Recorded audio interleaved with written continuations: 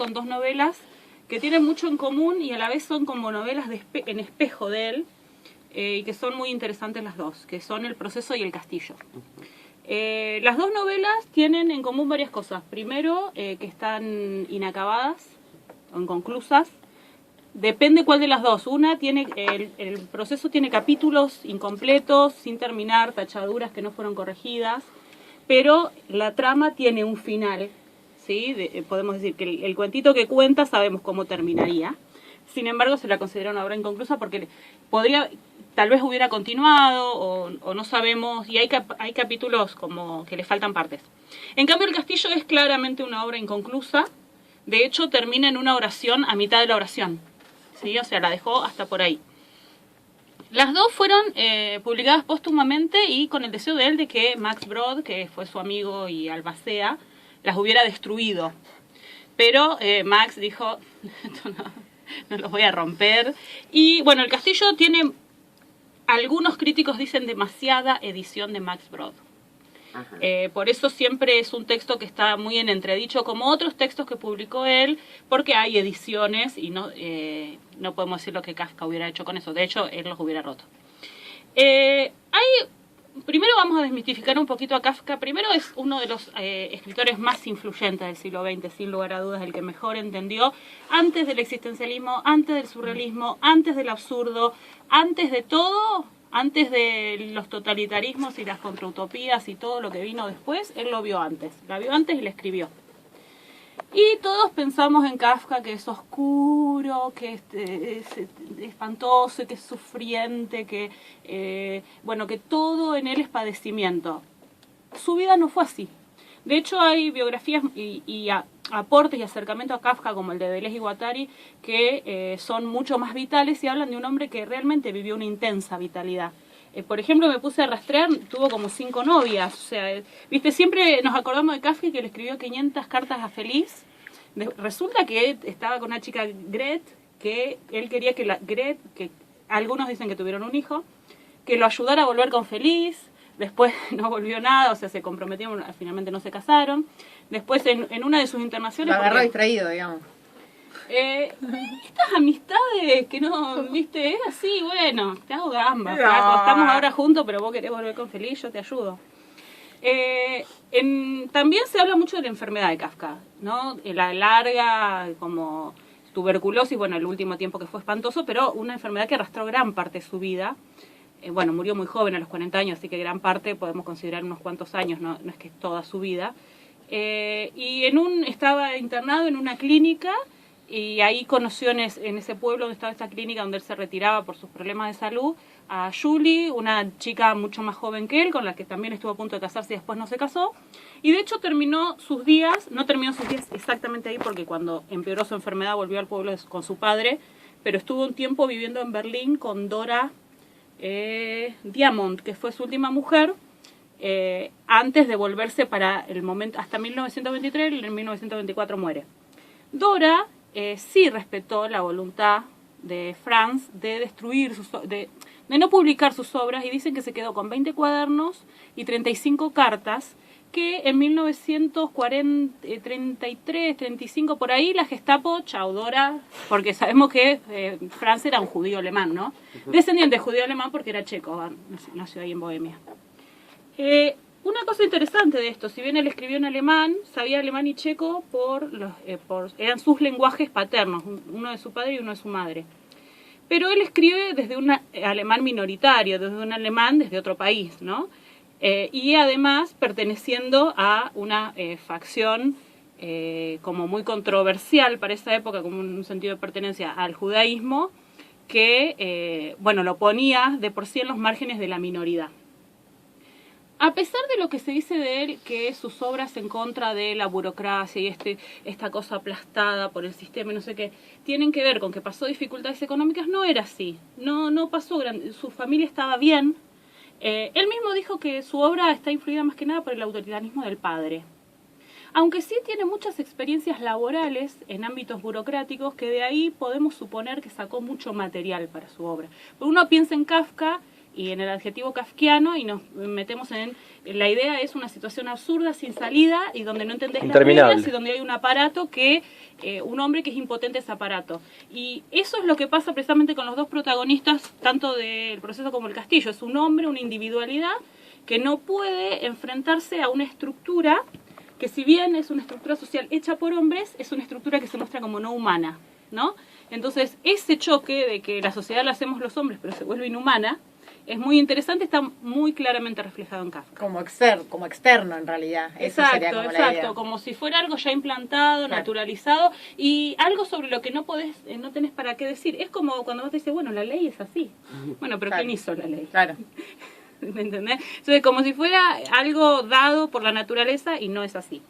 El proceso no es casualidad que lo haya empezado a escribir en 1914. Fue publicado póstumamente en 1925, pero lo empieza a escribir en 1914 cuando estaba viniendo la Primera Guerra Mundial.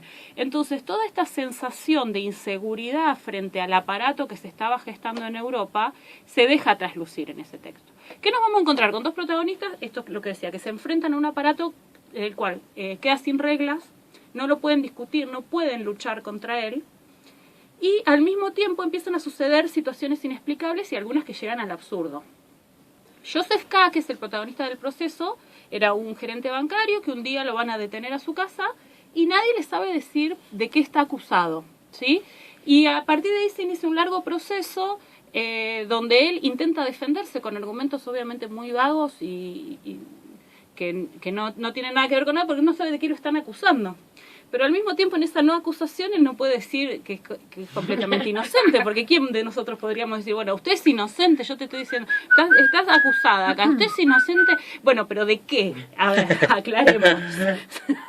Tan inocente no soy, pero no sé qué me acusar. Por ahí te quieren acusar de un crimen que no era, o te terminas deschavando. Bueno, es lo típico que acude a eso, ¿no? A ese lugar.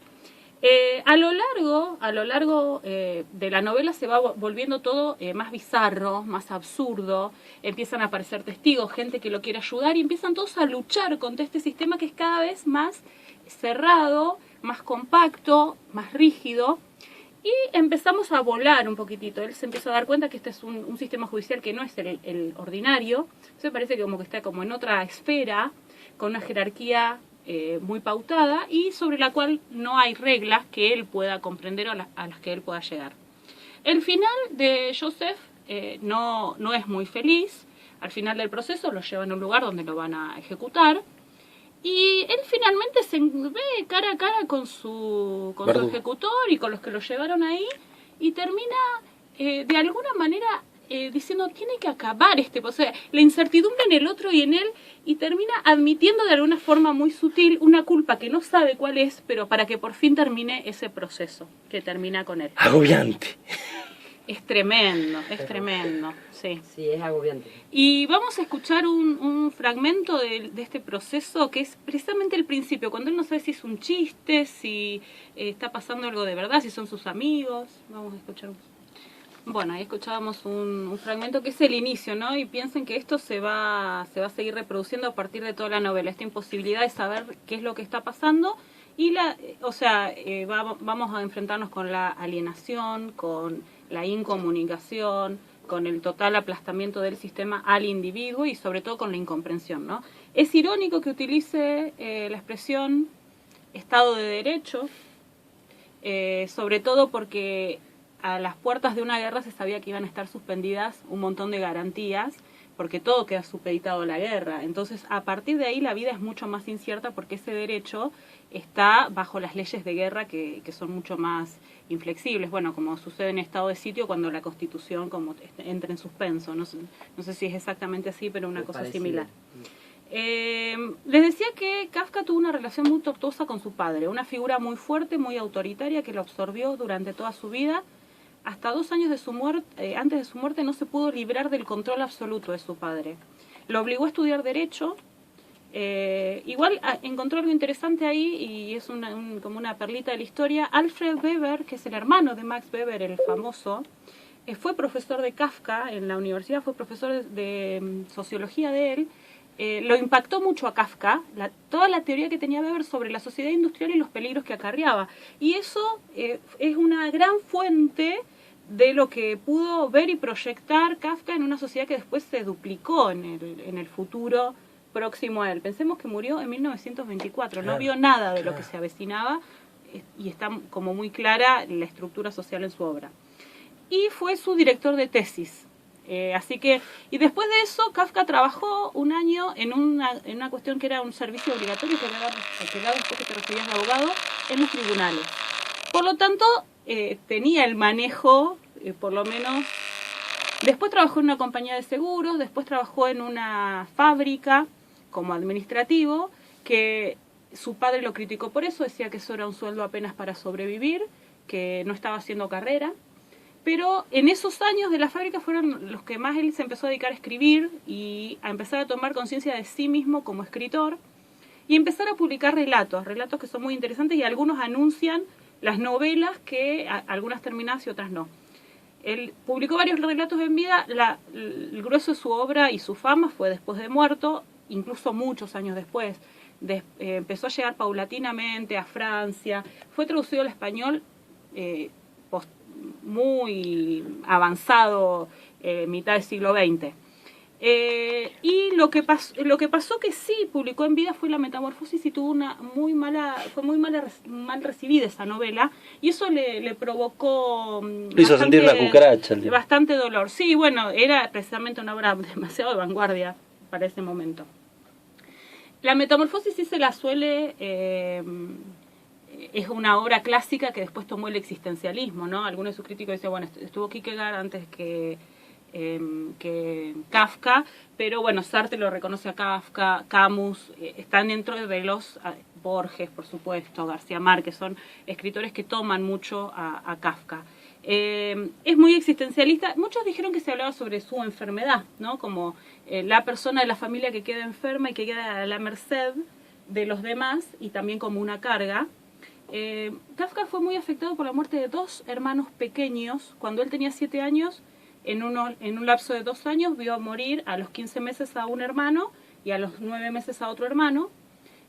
Y eso quedó muy fuerte en su conciencia porque en esa conciencia infantil quedó unida a él cierta culpa porque él decía que no los quería los hermanos, o sea, viste esa cosa infantil que a veces sí, bueno, ojalá no estuvieran y justo se murieron los dos y eso le quedó muy grabado a fuego. Y algo como también para decir, bueno, los Kafka, re linda familia, qué suerte. Aguante los Kafka. Las 3 hermanas, holocausto. Bueno. Una en Auschwitz y las otras 2 en otros campos de concentración, pero todas en una de las redadas nazis fueron llevadas a campos de concentración. Las 3 murieron en el holocausto, en la Segunda Guerra. En el 43 murieron 2, bueno, por ahí, por ese contexto. El Castillo es una obra que él estaba escribiendo antes de morir. En realidad él la empezó a escribir en 1922, después la tuvo que abandonar. Y hay según las cartas, hay 2 versiones del Castillo.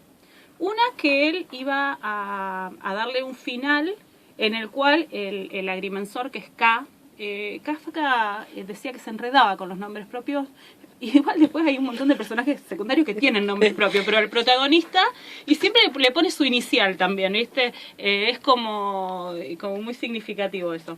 De hecho, en algún momento también le dicen Joseph en el libro El Castillo, si no me recuerdo mal, pero siempre le dicen el señor K. Por lo tanto, se llaman igual los personajes de las 2 novelas, si bien son personas distintas. Un final era que él se iba a quedar hasta morir en ese pueblo.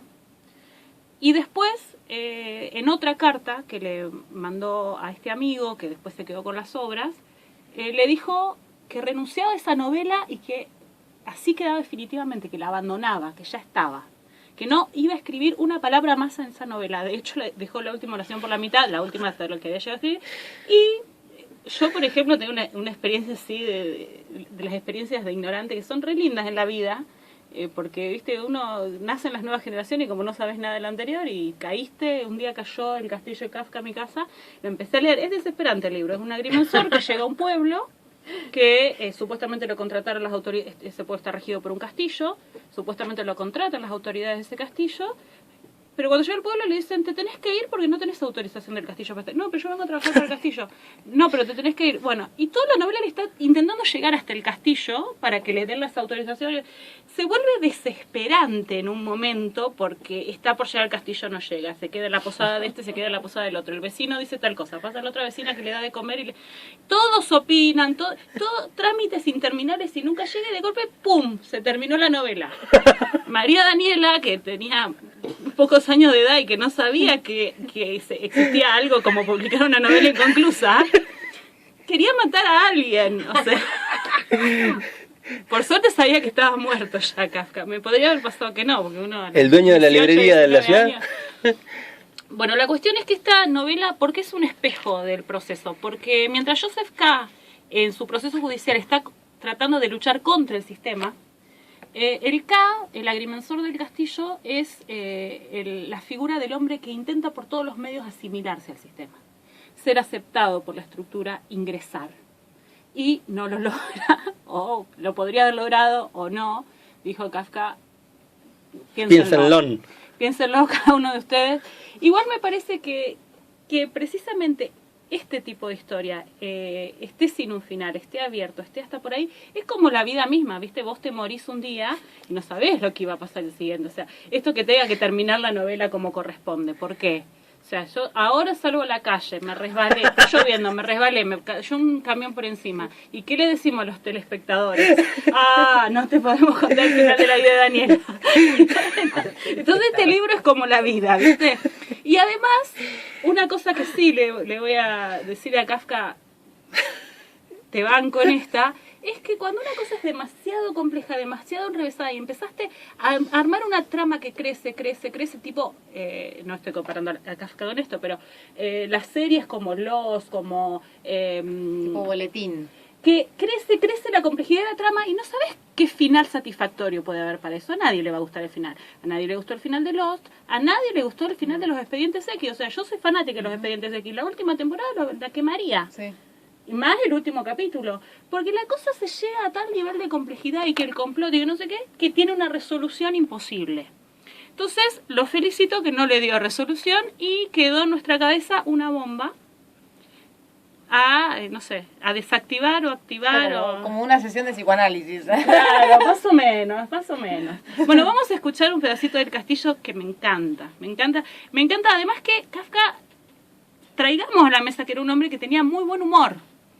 Estas cosas las escribía, se las juntaba con sus amigos, leían y se reían, ¿sí? Entonces no era que estaba todo el tiempo torturado por esto. Sí, tuvo dificultad en su vida, pero era un hombre que tenía amistades, muchas. De hecho, en la universidad entró con aprensión, tenía miedo que se lo rechazaran. ¿Era el amigo aprensión? Tenía miedo que lo rechazaran tanto por su físico como por su mente, y se dio cuenta de lo contrario, de que generó enseguida mucha gente tanto por su sentido del humor, por su tranquilidad, porque era un hombre también muy austero, generó muchas simpatías en su vida. Entonces, esta foto de Kafka que tenemos como tan sombría, hay que colorearla un poquitito y además alguien que escribió así... no era un completo torturado. Tenés que tener un gusto por la vida para obviamente. Hay mucho de humor irónico en lo que leemos en él, si no nos llegaría a esas situaciones absurdas, claro. ¿Sí? No es todo, viste, un machaque depresivo.